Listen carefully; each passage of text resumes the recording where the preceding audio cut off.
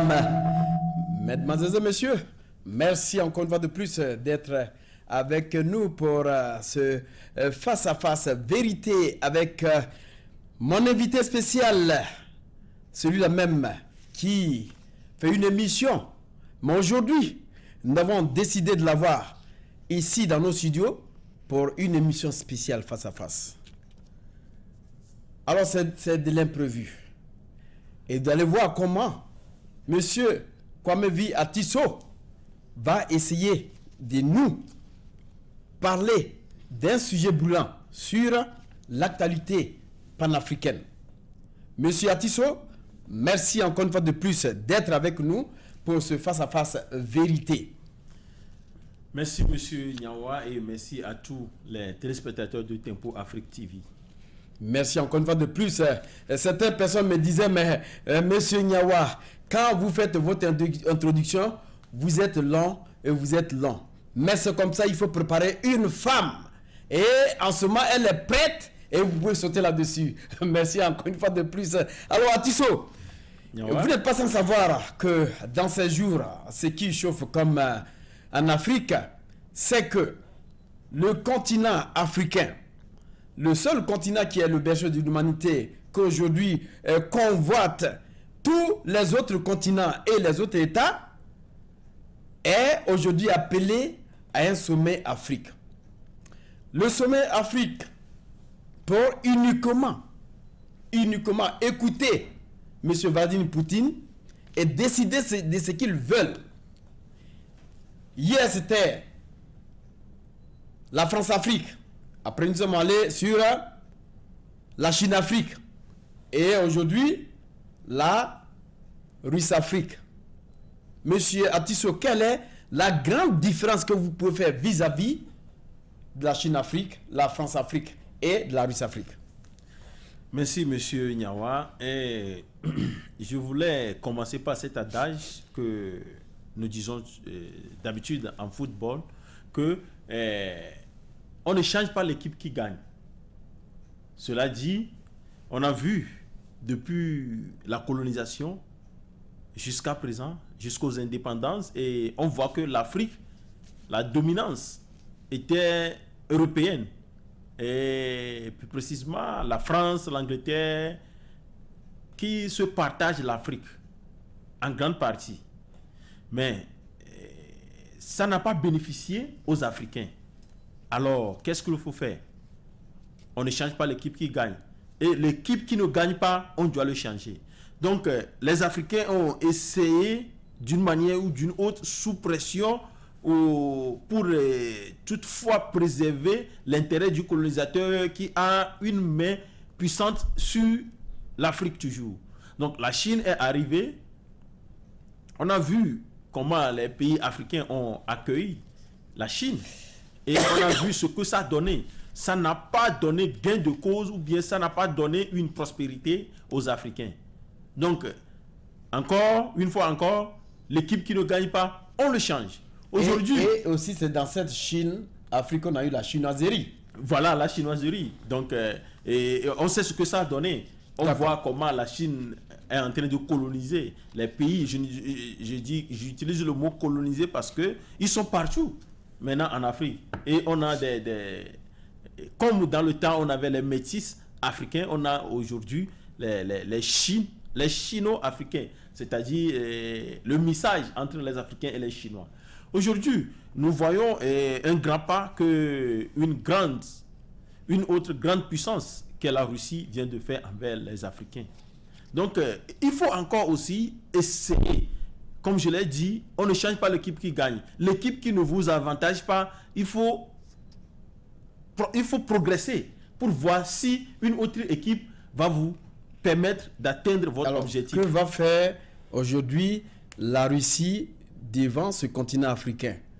Monsieur Nyawa, en Afrique actuellement, c'est comme on est en train de reconnaître encore le vent de la démocratie. C'est-à-dire, c'est comme en 90, tous les pays se sont bouleversés par le vent de la démocratie, des conférences nationales par là, des conférences de quoi que ce soit par-ci, et des changements de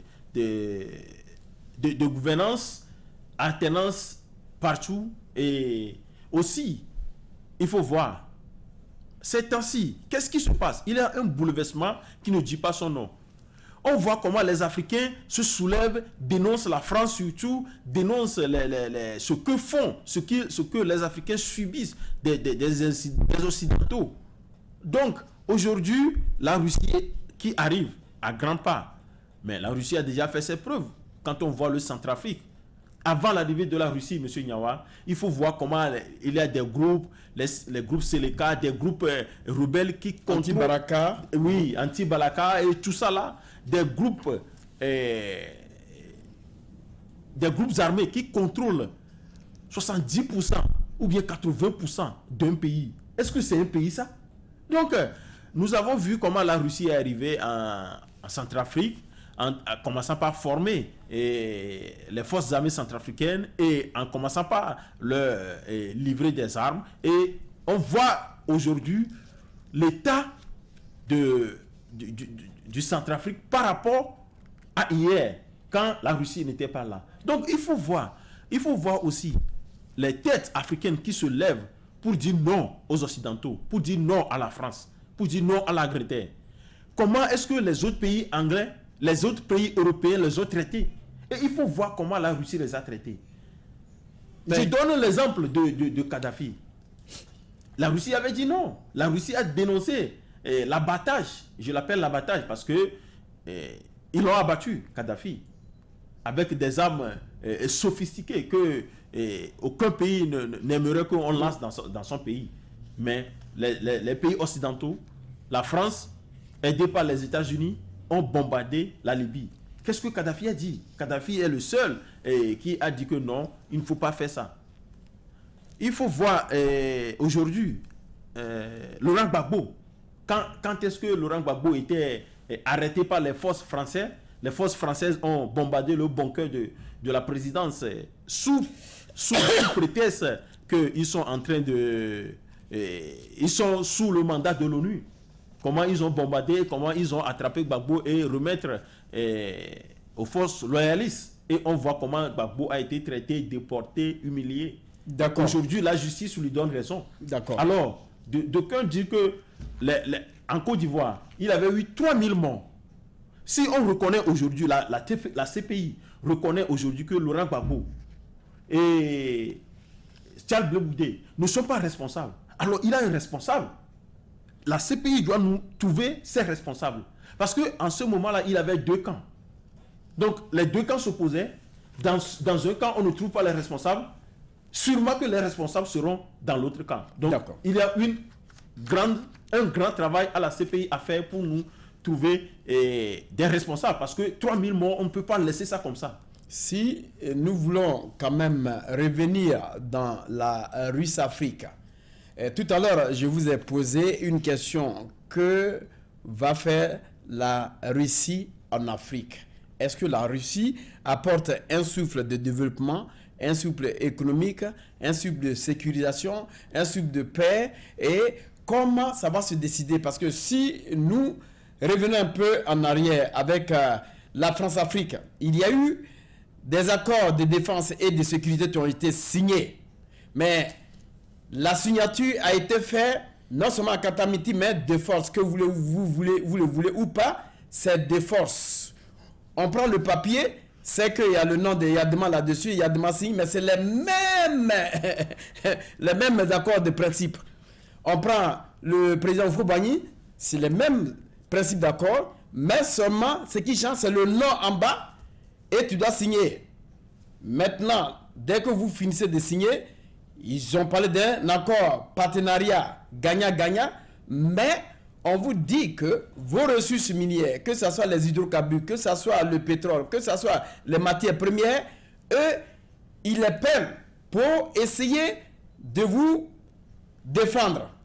Monsieur Atisso, est-ce que la Russie, ici, a signé un accord de défense et de sécurité avec les Africains?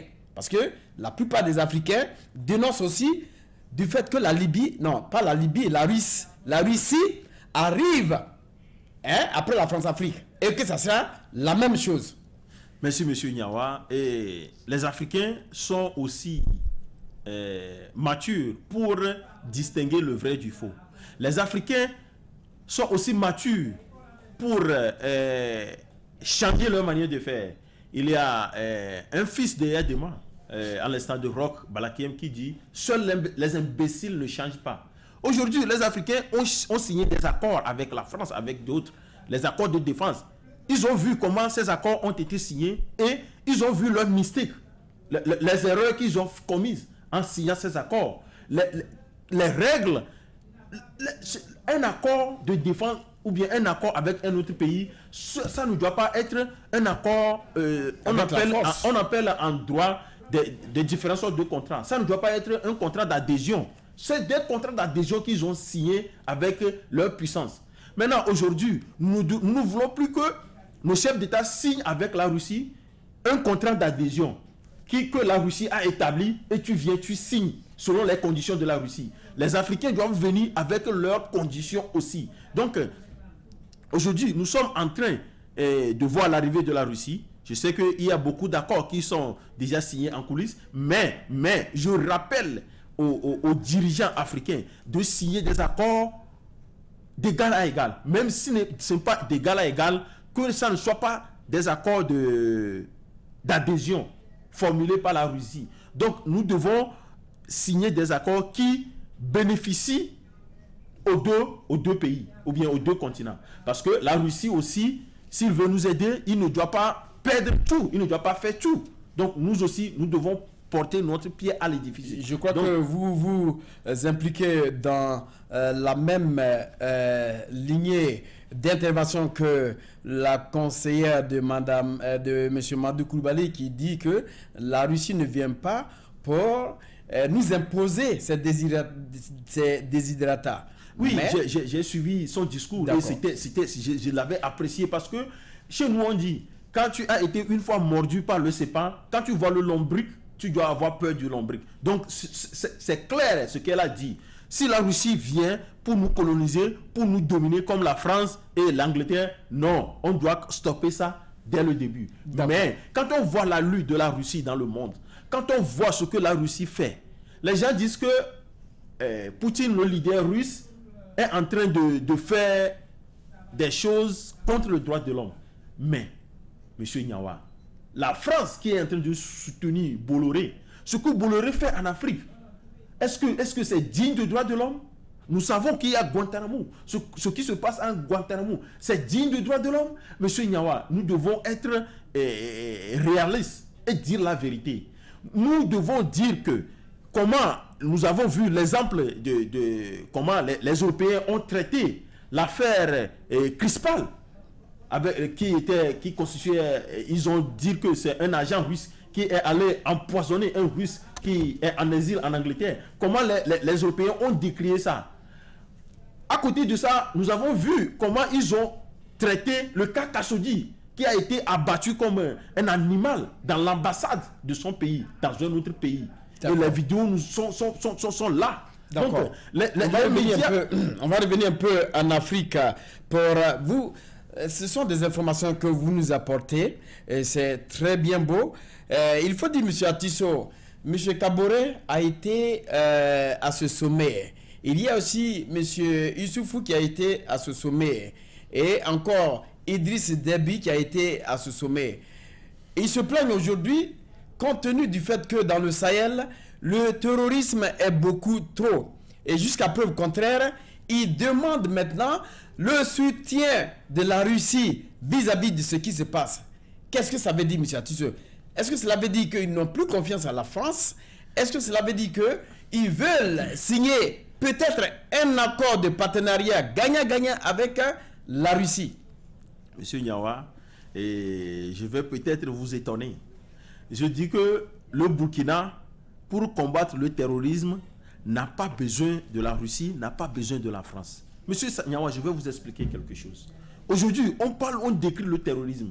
Le Nigeria, la première puissance d'Afrique, qui a un groupuscule qu'on appelle Boko Haram.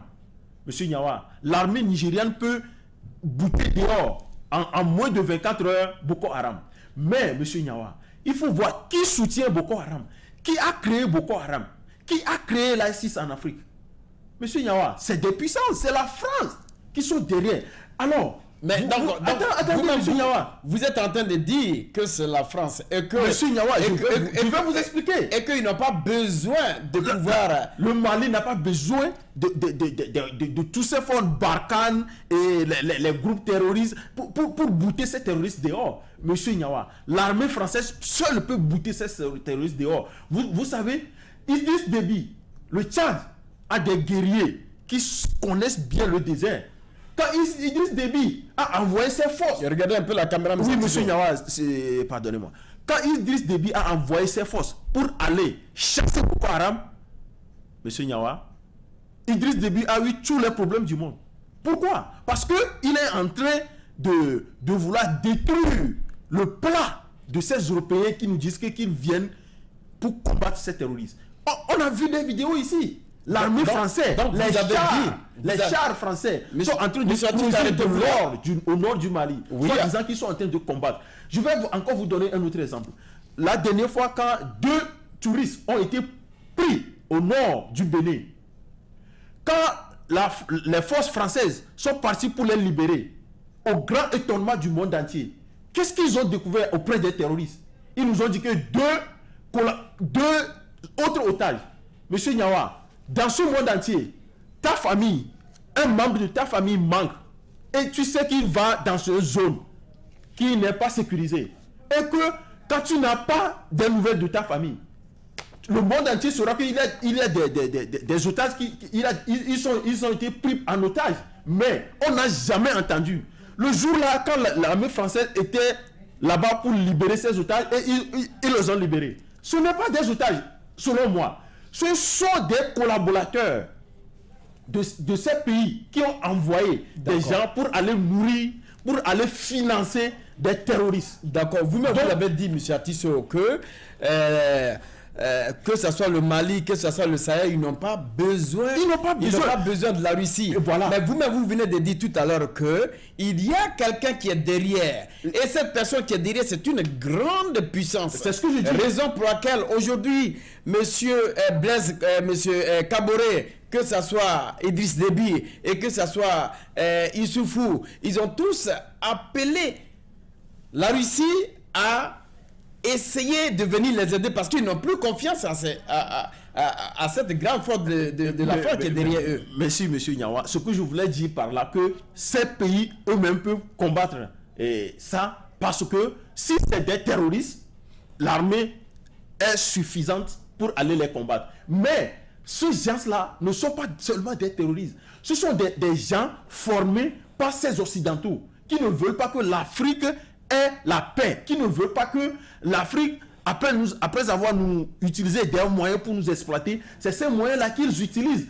Alors Idriss Déby, en envoyant son armée pour aller les détruire, est en train de gâter leur place. C'est ce que je voulais dire. D'accord, merci à tous. Quand la Russie arrive en tant que puissance, et que la Russie aussi a des informations, que cette même, soi-disant, qui nous protège, ont les informations, alors les choses vont changer.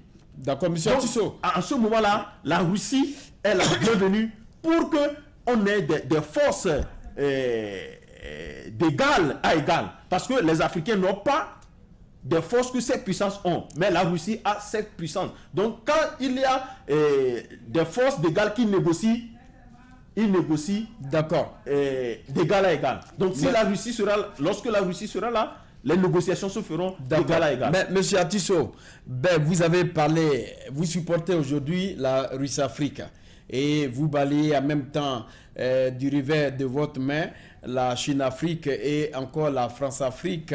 Alors, monsieur Atisso, quel est sincèrement ce que je peux dire,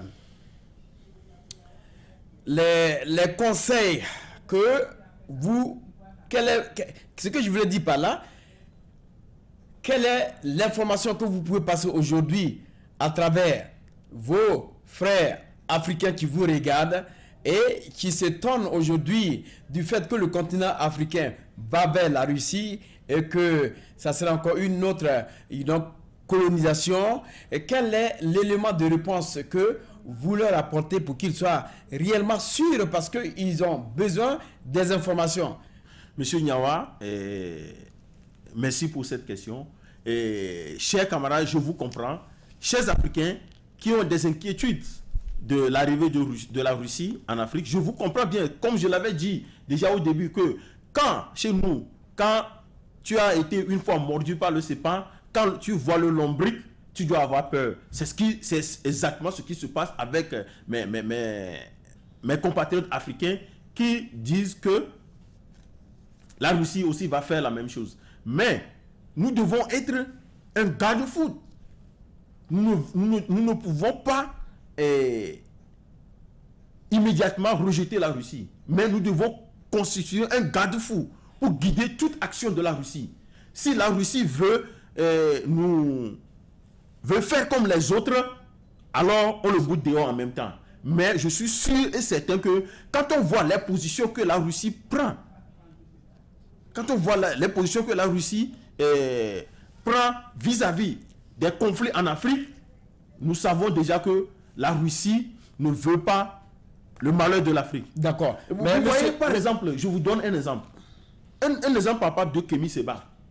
Kémy Séba, même dans les pays africains, est rejeté sous l'ordre de la France. Au cours de ce sommet, au grand étonnement du monde entier. D'accord. On va y revenir parce qu'on n'a plus assez de temps. Monsieur Atisso, la dernière question. Vous voyez déjà que aujourd'hui, puisque nous parlons de la Russie-Afrique, le président Kaboré aujourd'hui refuse de signer les accords de défense et de sécurité avec la France. Qu'est-ce que cela vous dit? Monsieur Nyawa, on dit que une seule hirondelle ne fait pas le printemps. Monsieur Kaboré a pris une décision en tant que chef d'État. Et c'est digne d'un chef d'État africain. Je veux que, pourquoi je dis qu'une seule hirondelle ne fait pas le printemps? Il faut que les autres chefs d'État emboîtent le pas à M. Kaboré. Mais est-ce que vous ne voyez pas, quand M. Ouattara dit qu'au niveau des locaux qui va être mis en place, il y a déjà la Côte d'Ivoire, le Bénin, et puis les autres pays francophones sont déjà prêts, et après, les autres vont suivre. Est-ce que vous ne voyez pas que M. Kaboré a quand même passé le cap de cette première position pour que les autres pays africains puissent le suivre plus tard? Est-ce que vous ne voyez pas ça? Monsieur Nyawa, c'est ce que je voulais dire même. Monsieur Kaboré vient de poser un acte responsable et fort. Et que la France va se voir, des présidents africains vont commencer par poser des actes comme ça. Voilà. Et la France va réfléchir autrement. S'il veut améliorer son image vis-à-vis des Africains, il doit faire quelque chose qui va bénéficier les deux. Merci. Maintenant, je vais vous venez de toucher un point. Qu'il y a certains présidents qui disent ceci et d'autres disent ceci. Même au sommet Russie-Afrique là, je doute fort que les pions de la France aillent là-bas pour écouter le message de la Russie. Donc espionner. Espionner.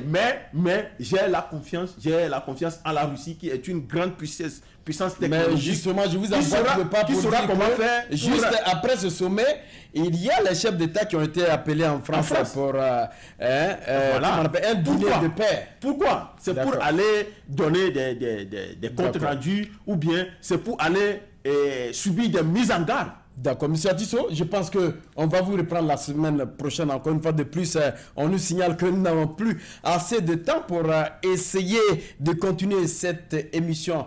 Merci encore une fois de plus, M.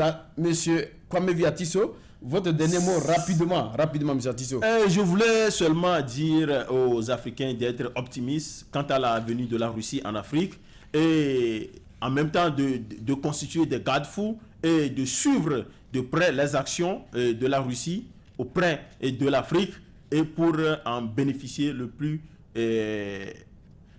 maximum possible. Merci, et si la Russie Atisso, je crois que Monsieur Atisso, on vous a compris. C'est un message qui est lancé à l'endroit du continent africain. Ce n'est pas seulement un pays africain, mesdames et messieurs. C'est la fin de notre émission. Merci de votre fidélité et recevez-nous encore la semaine prochaine